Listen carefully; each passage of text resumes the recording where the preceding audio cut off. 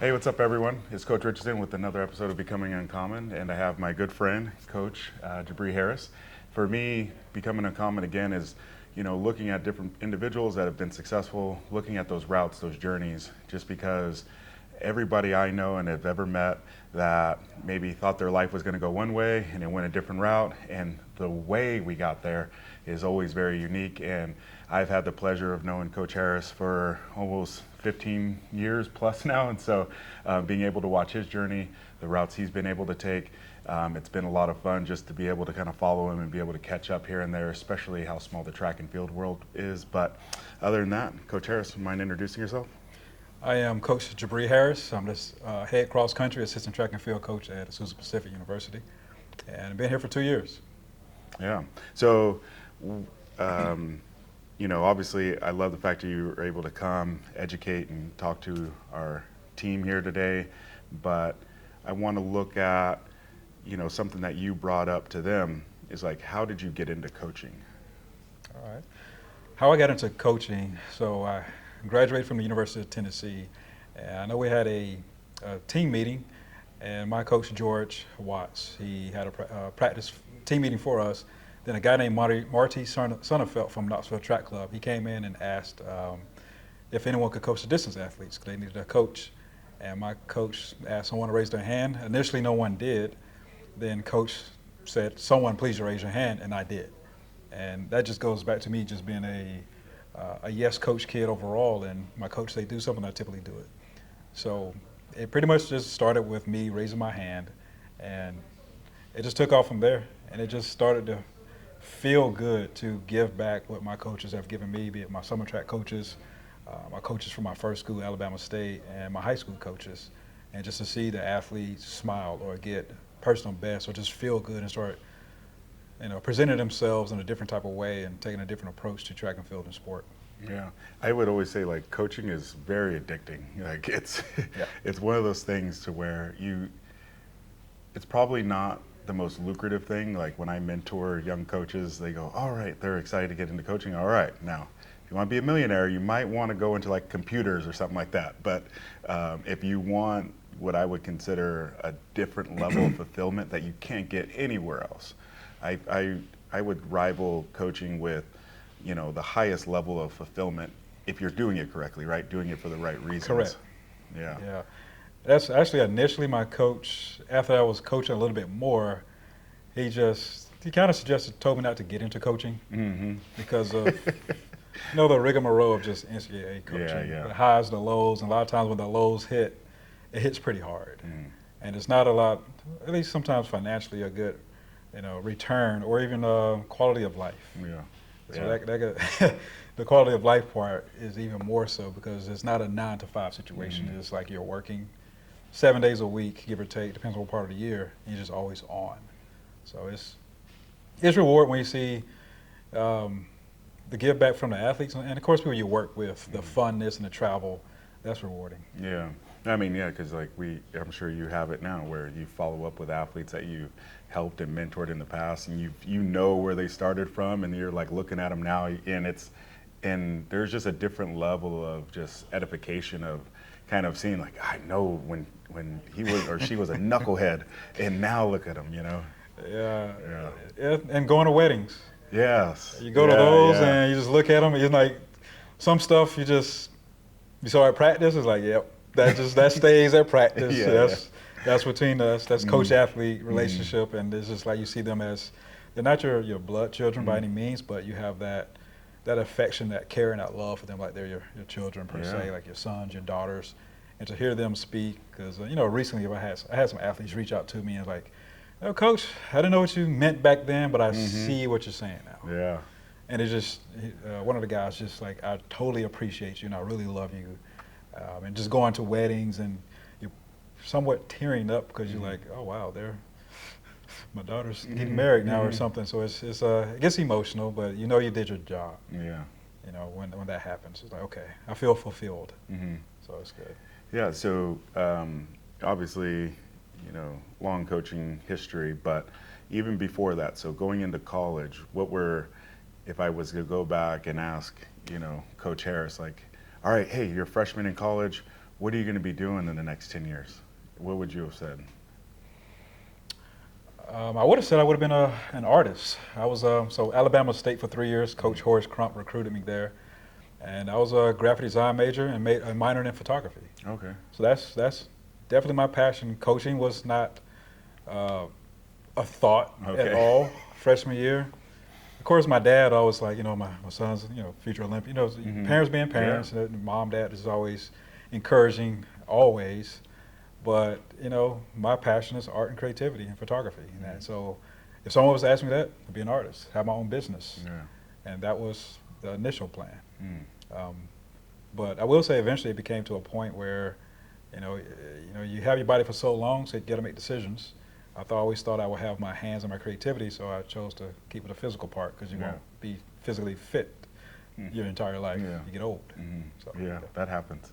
Yeah. Yeah. So with the artistic side, did you always know that you had that like artistic side of you, like as you were growing up and going through high school?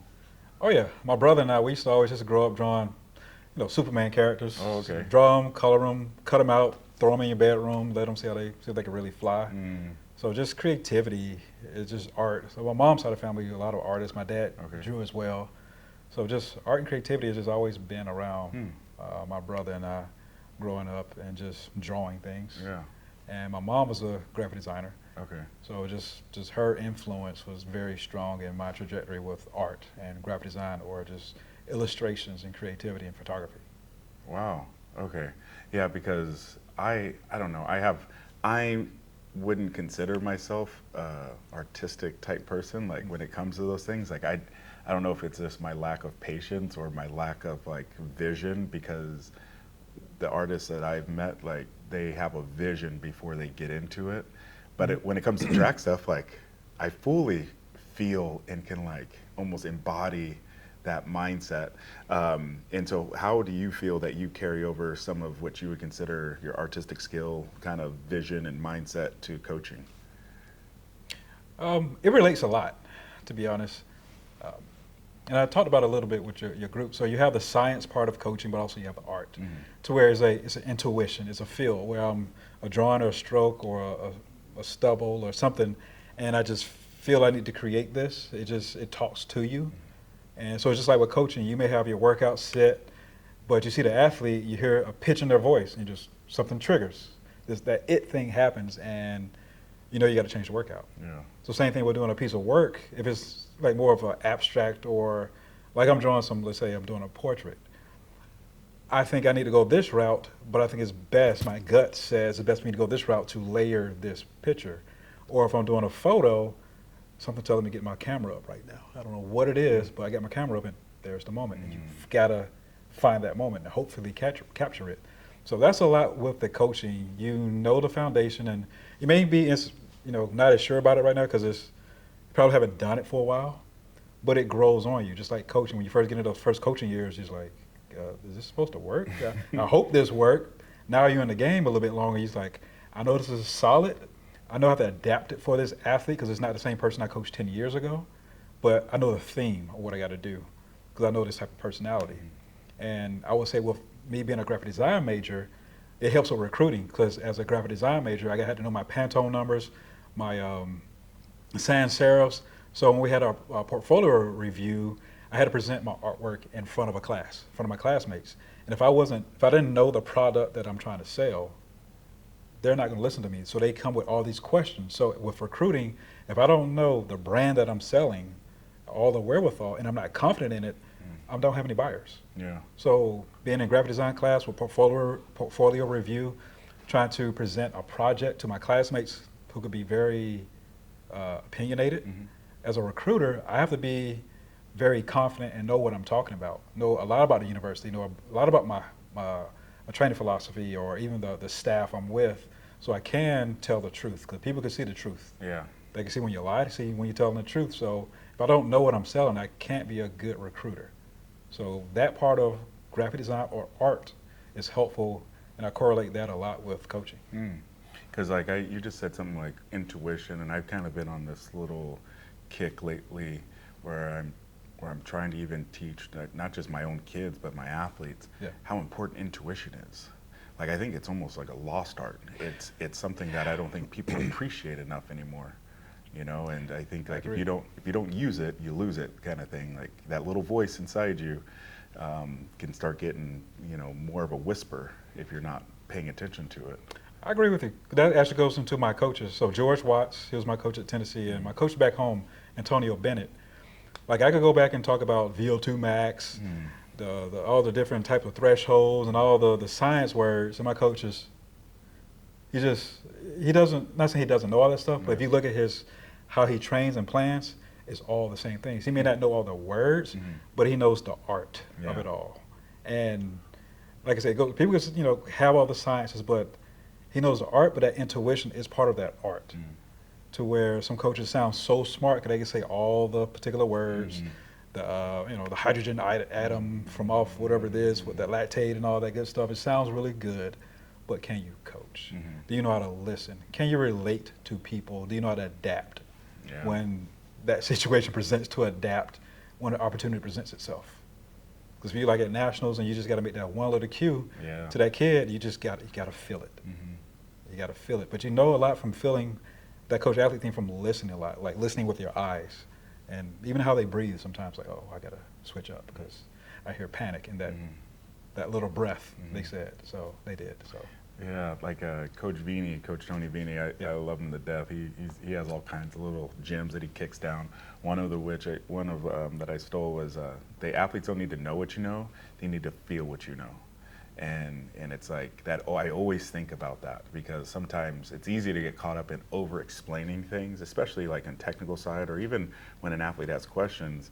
But how can you translate that? Like you said, like you got to get with them as a person. Like you can have all this knowledge in the world, but if you can't connect with that individual, all that knowledge is for nothing. And I've always appreciated how you've done that because I've, you know, watching you and like your relationship with your athletes, like you get to know them as individuals. They're not just numbers to you. And as now you've evolved, you've been all over the place coaching, you've coached very, very high level athletes. What are some pieces of advice that you would give maybe a young student athlete that's looking for a coach that's gonna kind of, you know, help them reach their max potential and help them be a better person, whether they know they need that or not? What are some things, pieces of advice as they're like looking for a college or looking for that right coach? I would say listen. Listening is very underrated. So when let's say they approach a coach, like your athletes just did when we were presenting about Azusa, they liked the presentation, how I presented our program, how I presented myself.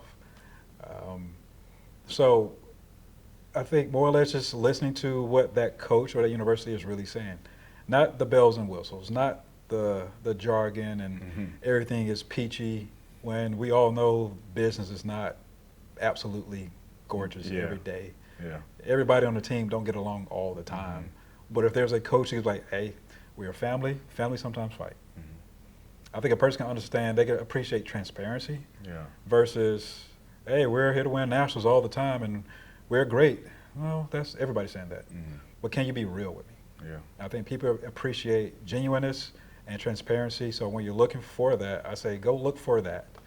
And it's just honesty. And I'd rather, you know, sometimes as a coach, I may give the worst workout in the world. I could be the world's worst coach, but if you trust and believe in me, we're gonna go far. Oh yeah, you see that all the time. And you hit on something earlier.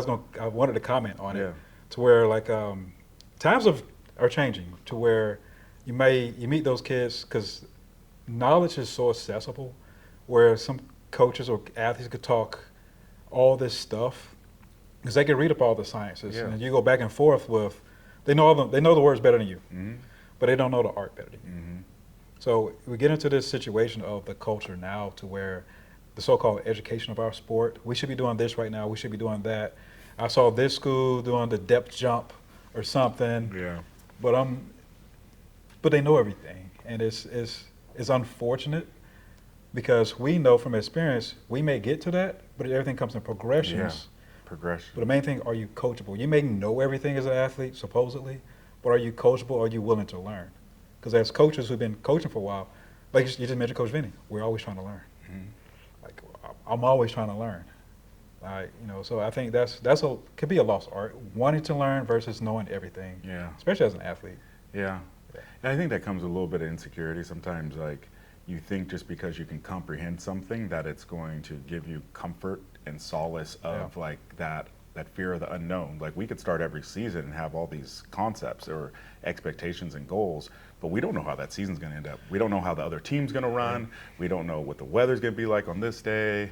Like, there are so many factors, and I found that a lot of those, I would call them know-it-alls, or people that try to use information as a substitute for confidence. And it falls on its face every time. And it's sad, but it's just how it goes. Sometimes people got to learn the hard way. And those athletes, they just want security. Can't fault them for that. Like, we all want security. And I would like to say with those athletes who, I don't say know it, but they want the information. Those ones you just really watch your wordings with them.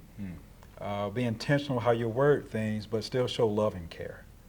Because sometimes my personality could probably be off-putting, to where it's like, I hear you, but wait. But it's a fine balance to try to figure out how to communicate with the ones who are highly smart. Their brains are always overthinking, which is not a bad thing. But let's work on how we control the progress of that beautiful brain of yours. Let's use it in a healthy way, not in a part to where you're going to go down this rabbit hole of just destruction. So when we have those athletes, identify it. I have to really be intentional in my wordings and our relationship a little bit more.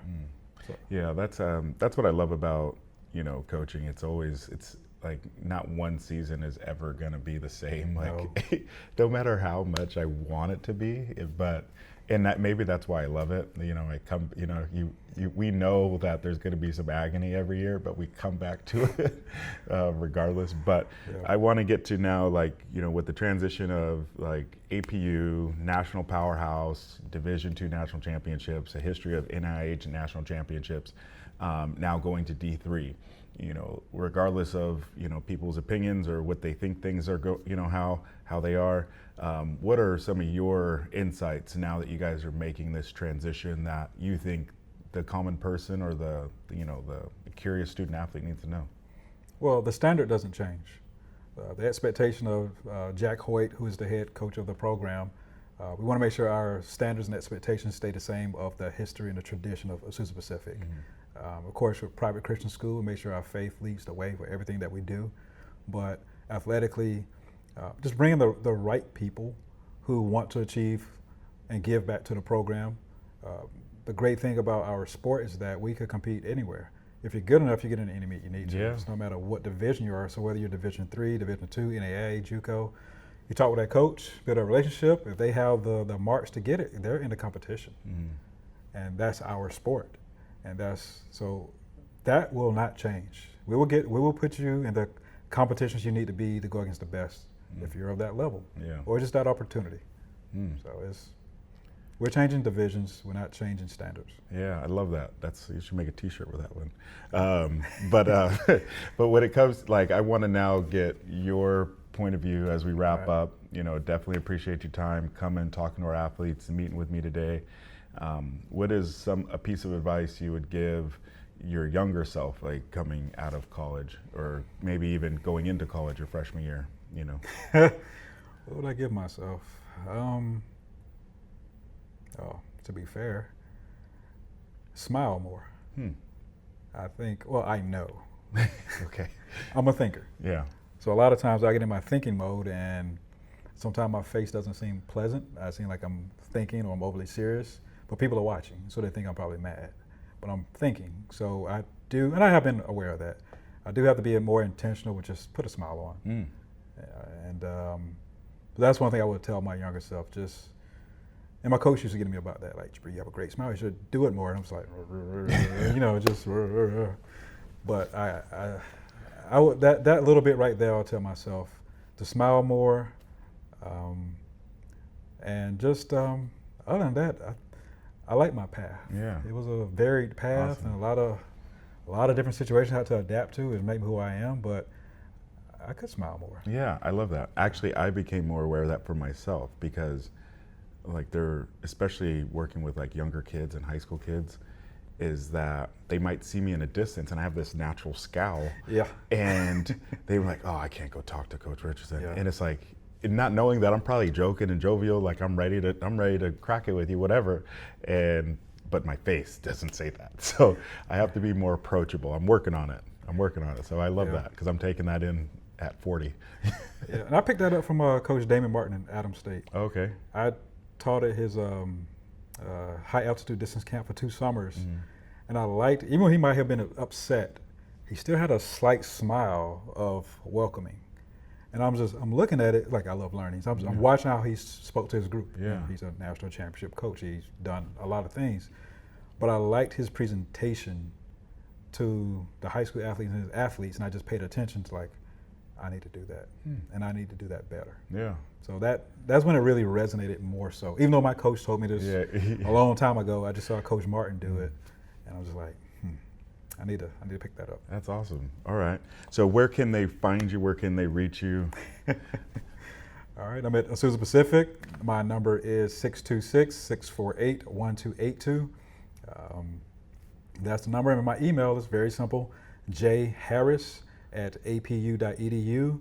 And if you are to say my first name, it is Jebreh, but to the athletes, it's Coach Harris. Okay. Just make sure we say my name correctly. But Jebreh or Jebreh is actually fine. I know how to say my first name. All right. Sounds good. All right. Well, everybody, thank you again. And with Becoming Uncommon, you realize that there's a lot of different twists and turns, but ultimately, when we carve out our path, it's something that we could look back on and be proud of. Oh, yeah. So thank you. Thank you. All right. Appreciate it, man. That was good. Cool. I'm just winging it. I'm gonna go make sure nobody drowned in standing water. Oh boy, he sounded nervous and scared and mad at the same time. What is going on? I like how you stayed calm. I actually took notes from that. You said, yeah. All right. Yeah. No, everything's always a fire. I don't know why.